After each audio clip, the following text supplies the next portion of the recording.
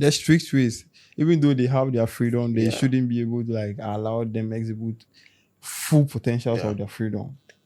If not, because this case always say, okay, it is my right, small time, somebody's going to do sue, somebody's going to police, my parents are doing it. Yes.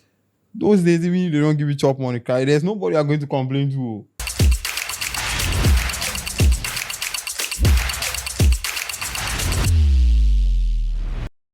Hello, ladies and gentlemen. Welcome to another episode on Unfiltered. Today, we will be talking about being a good Ghanaian son or daughter. So today, I will be doing this with Go by the name Maunyo. Maunyo. What's up? Charlie. It's been a while. It's really been long, yeah. So, how do you cope in this era, this Gen Z era, being a good son or daughter? How has it been personally for you? Well, with a personal experience, it has always been based on the moral upbringing you've had from your home. Yeah. Growing up as a child, the moral values you learned, that is what you carry out or that is what you exhibit to other people. Unlike those days, we say this era, we see a lot of different things all happening. Right, even in on the social media platforms where our parents even get to see at first hand. Unlike those days where we hardly even get the chance to be stubborn, let me use the word stubborn. These days, it's easily shown everywhere, and then it's becoming unbecoming. Yeah. So it's easy for you to see a lot of things go wrong, and then the whole concept of society generalizing it as a new thing in the system has just become very abnormal. Okay. So growing up, what were some of the social norms you were taught? Well, you don't just stand up and talk back to your elderly. Even if you are wrong, you have to do that in a calm way. You have to do it with your respect, your presence in the house. You are not just available, but your presence matters a lot. Sometimes you even take up responsibilities without being asked to do so.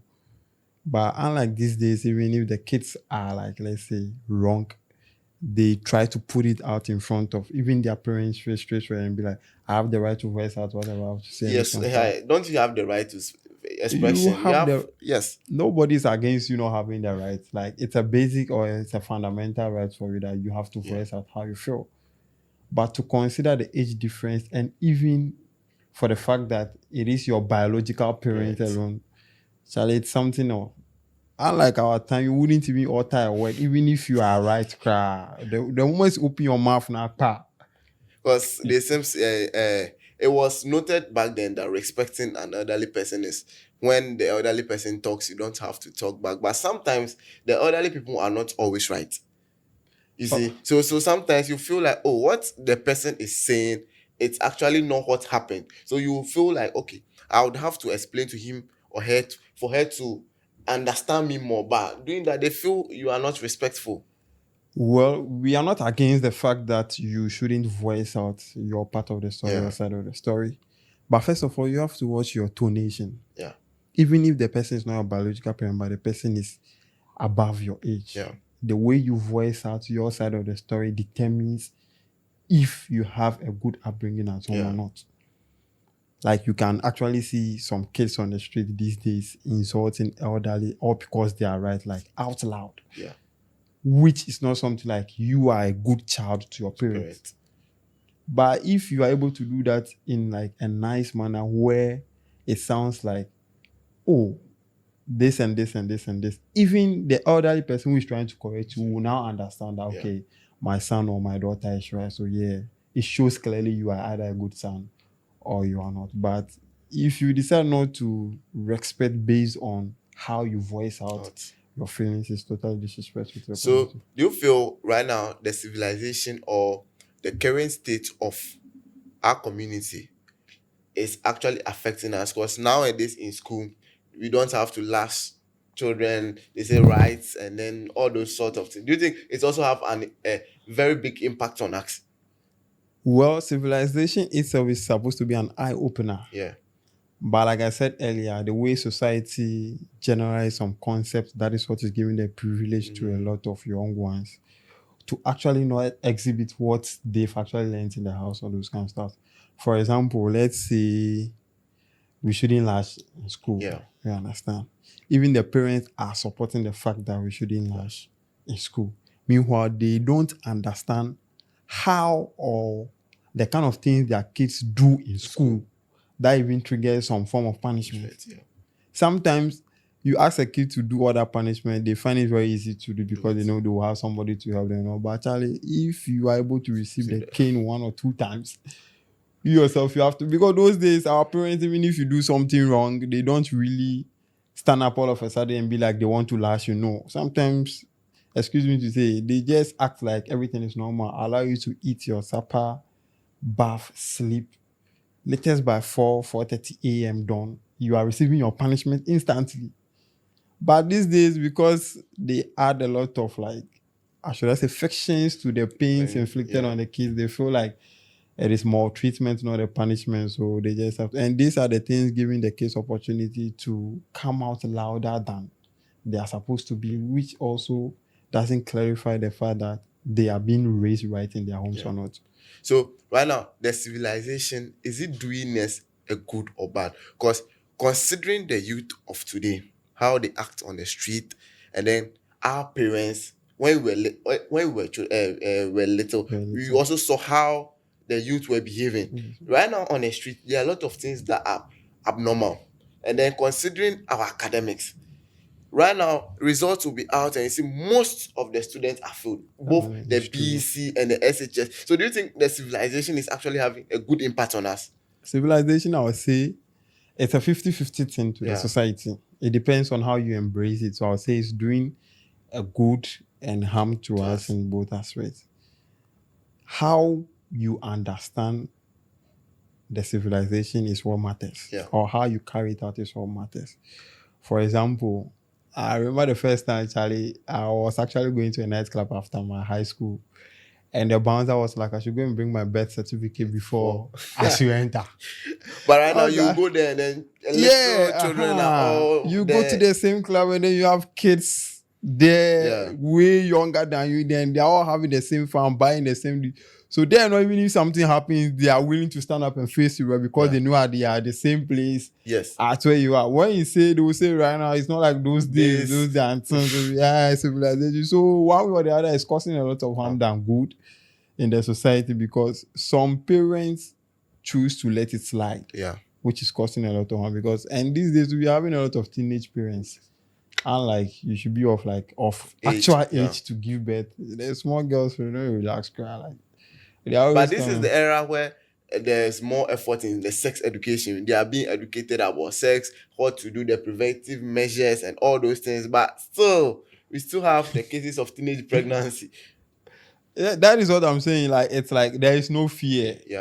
They allow them to embrace this civilization in an easy way that makes them feel like even if your parents are supposed to correct you, find it thoughtful. You find wrong in why they want to correct you for being you yourself, for being free to do whatever you have to do. Because it's the exposure they get behind the scenes is more controlling than how we tend to control it. Okay.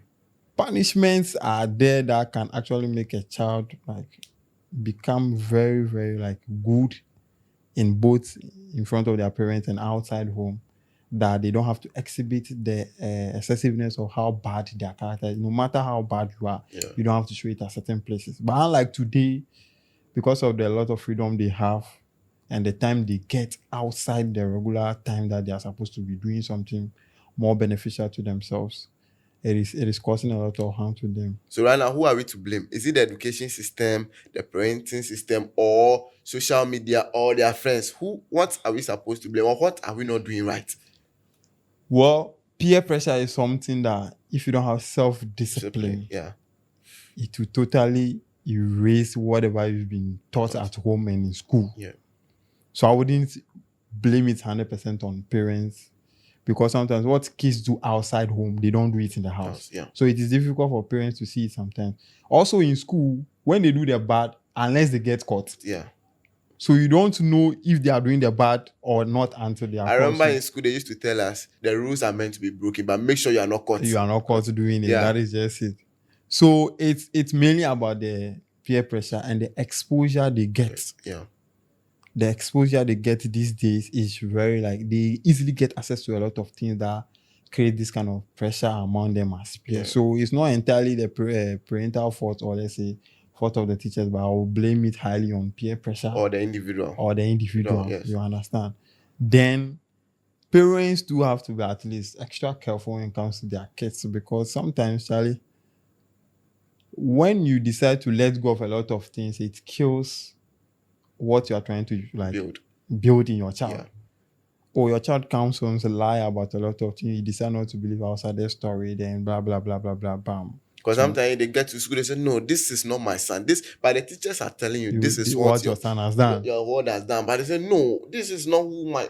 Oh yeah. So sometimes they tell challenging the teacher or even fight the teacher. I quite remember I had this experience when I was doing my service. Like it was like I was monitoring these kids doing preps. Yeah. So there was this particular block that they were really making it, and I entered one of the class. After I gave them a warning, and then there was this girl who chuckled at me like, then I lose my temper. Like if I were not to have like a lot of discipline within myself, I would have done something outside the lane. Then I just saw it again. I was like, it's not your fault, but let it be your last time, because sometimes I will forget what I was being taught in the house and be who I was to. So sometimes there is exposure out there. Like the kids, what they exhibit in front of their parents is totally different from what they exhibit outside from socially. So how do we go back to being the children our parents were? Like, how do we go back to how they were raised? The strict ways. Even though they have their freedom, they shouldn't be able to like allow them exhibit full potentials of their freedom. If not, because this case always say, okay, it is my right, small time, somebody's going to do sue, somebody's going to police, my parents are doing this. Those days, even if they don't give you chop money, cry, there's nobody you are going to complain to. You are just going to be there, there's nobody you are going to complain to. Even yourself, cry. Yes, like take it back to the days like now. Because I quite remember our time, even if you do something wrong in town, someone can lash you very well and discipline you. But right now, going to lash someone's child. That is another thing. No, our time today, you are very right, like Charlie. They'll lash you. You can't go home to report that somebody lashed you because of this. Because if you end up going home crying and they ask you, what did you do?